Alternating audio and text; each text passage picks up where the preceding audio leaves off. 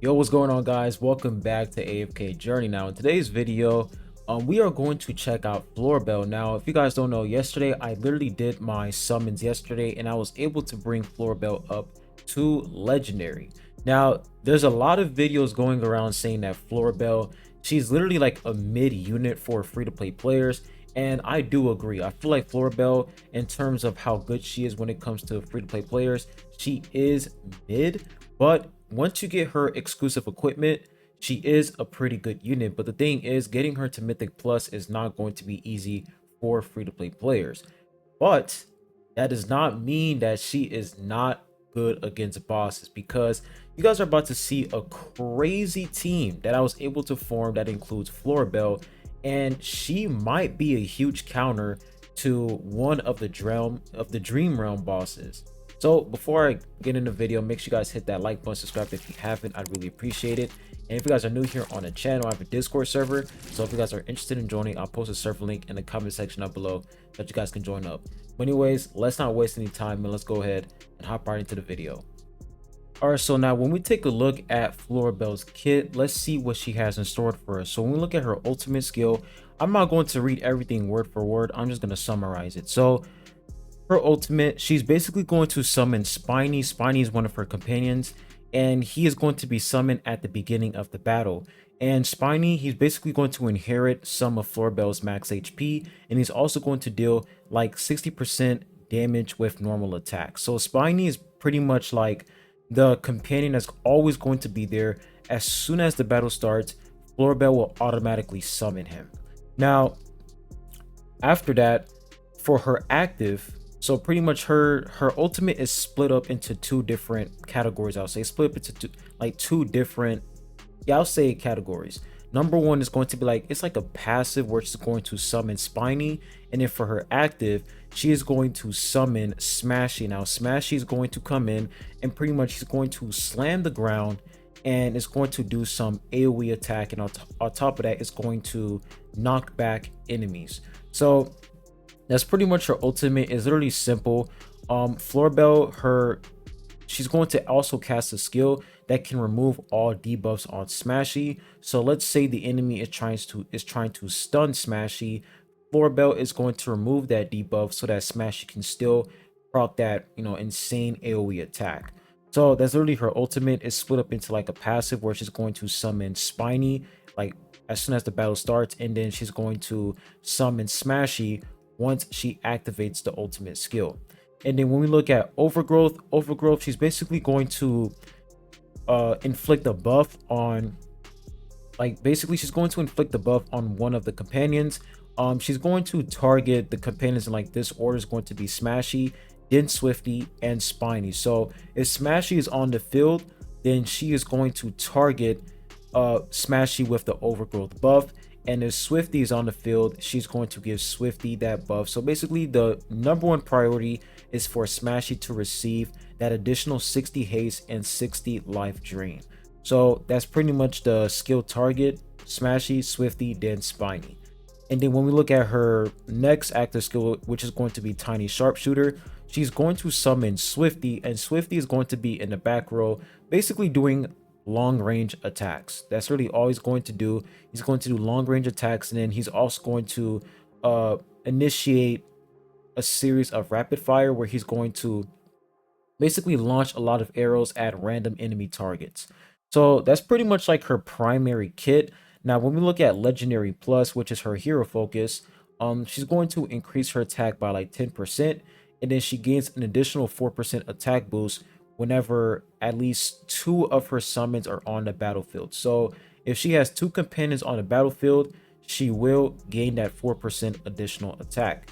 And then for her Mythic Plus, this is where things start to get a little bit crazy, because she's going to grant allied summons a barrier, basically a shield. And this is going to pretty much work with units like Cecia, because Cecia, she has a summon ally called Mr. Carlisle. I think it's Mr. Carlisle, but she has like a goblin that she can summon on a battlefield, and Florabelle is going to grant Cecia's goblin barrier, which is going to be really nice. So That's pretty much the reason why a lot of people's been saying that, you know, Florabelle's Mythic Plus is going to be really good for Cecia is because of that shield. But the thing is, the fact that, you know, you can unlock this at Mythic Plus, that is going to require a lot of copies in order for free-to-play players to actually obtain this. So I will say Florabelle, not really free-to-play friendly, but if you are able to get her to Mythic Plus, then you can get, you know, major benefits from this protective blessing, because that additional shield to allied summons is actually pretty good. And if for her Supreme Plus, she's basically going to be immune to control effects. All of her allied summons, they're going to be immune to control effects. So that is pretty much her entire kit. Now, let's go ahead and talk about her performance in PvE. So I'm going to go ahead and come over here to PvE, and we're going to try to do some battles here. So this is a team that I've been using with Florabelle, and I've been using Coco with Florabelle, and the reason why is because Coco, she is going to grant Florabelle's companions, you know, additional damage resist, additional attack, and life drain. So Coco can pretty much increase the survivability of Florabelle's companions, which is really nice. So we're going to go ahead and start battle right here. And the reason why we also have Rowan in this team is because Rowan is going to, you know, increase Florabelle's energy, which is going to allow her to use her special move a lot more often. So Rowan died there, but as you guys can see, that is Florabelle's ultimate move. It doesn't do that much damage, but when we look at Coco right here, you can see that everyone has that, you know, additional buff from Coco. So dazzling DPS, Florabelle, she was able to deal the most damage, 1 million damage. That is not bad. Like, I will say her performance in PvE and like AFK stages, you can make her a solo DPS unit. Honestly, you can actually make her solo DPS.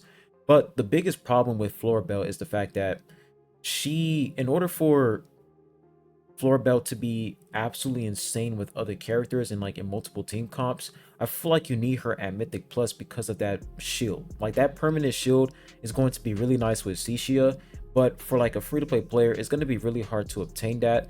So as like a solo DPS character, I feel like Florabelle, she can be pretty decent in AFK stages, but she is not absolutely insane compared to Cecia, Vala, and all of these other insane PvE units. So we're going to go ahead and do another battle now. I'm pretty sure for AFK stage 770. Okay, that's 767.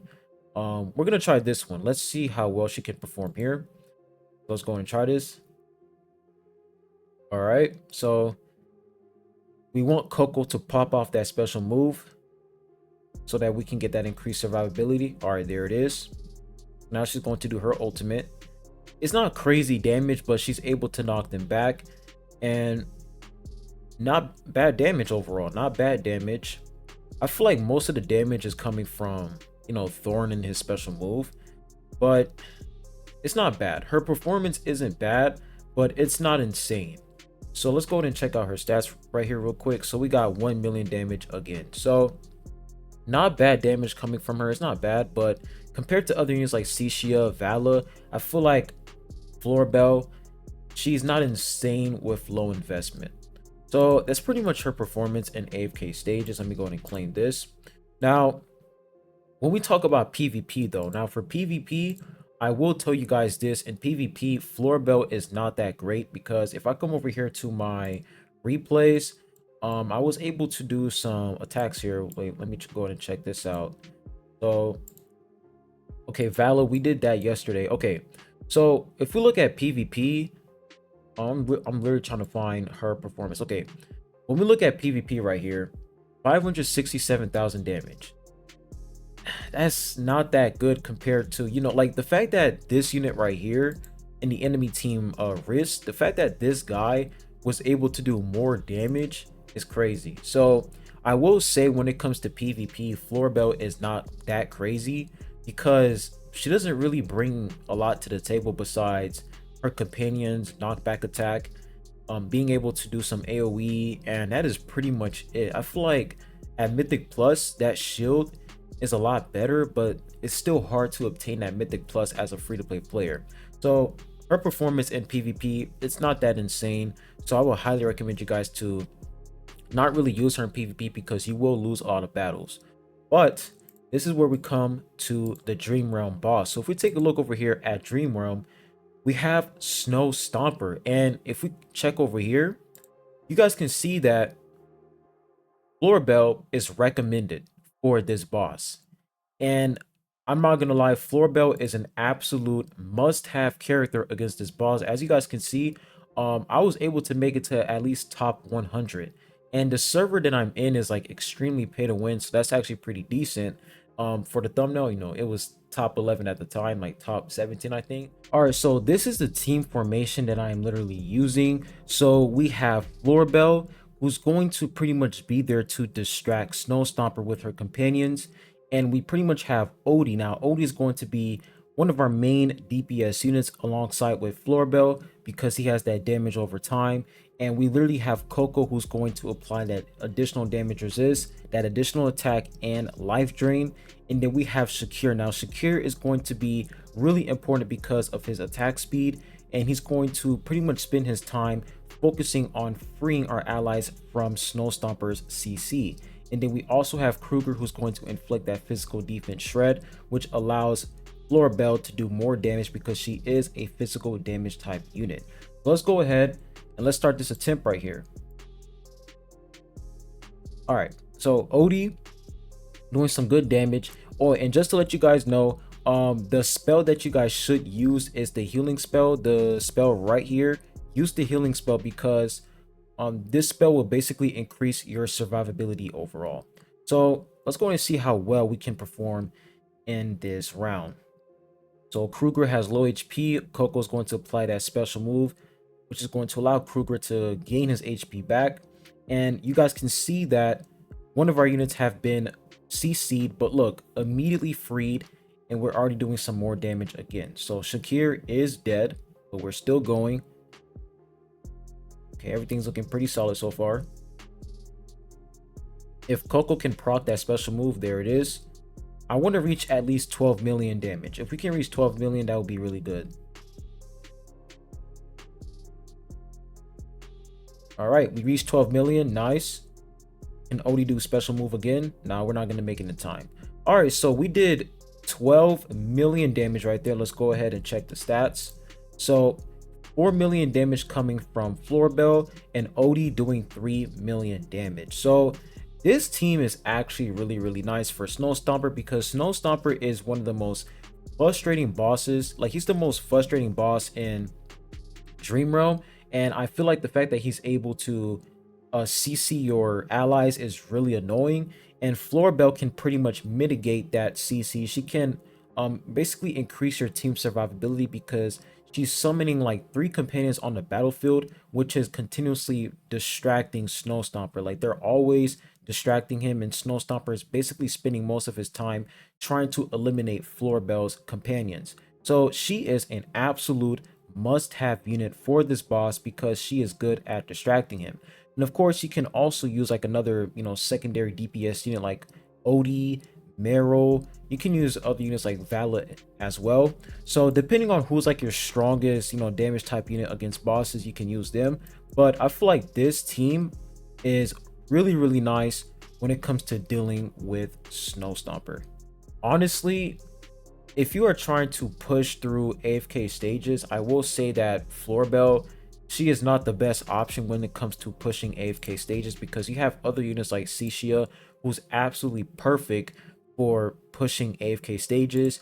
You also have Vala. There are so many other units that you can use to push through AFK stages, like Odie, for example. I feel like Florabelle, out of all the characters we have so far in the game, she is way in the bottom in the list when it comes to recommending you guys whether or not you should use her for pushing AFK stages. But when it comes to fighting against Dream Realm bosses, against Snow Stomper and Necro Dragon, she is actually pretty decent. I literally have some screenshots right here of her performance against Necro Dragon, and she did some pretty good damage against this boss. Compared to my Cixia, she did more damage. So I would say Dream Realm bosses, Florabelle is good, but for AFK stages and PvP, not really. So overall, this character, is she a skip or a summon? As a free-to-play player, I will say that I would recommend you guys to save up your diamonds for sure. But if you want to focus on, getting being able to perform really well against Dream Realm bosses, Florabelle is an absolute must-have unit for Snow Stomper because she can distract him and counter CC. So really good unit overall against Dream Realm bosses, but in AFK stages and PvP, she's just not up there. You need a lot of it, like you need a lot of investment on this character in order for her to pop off in PvP and AFK stages. But that's pretty much my take and opinion on this character.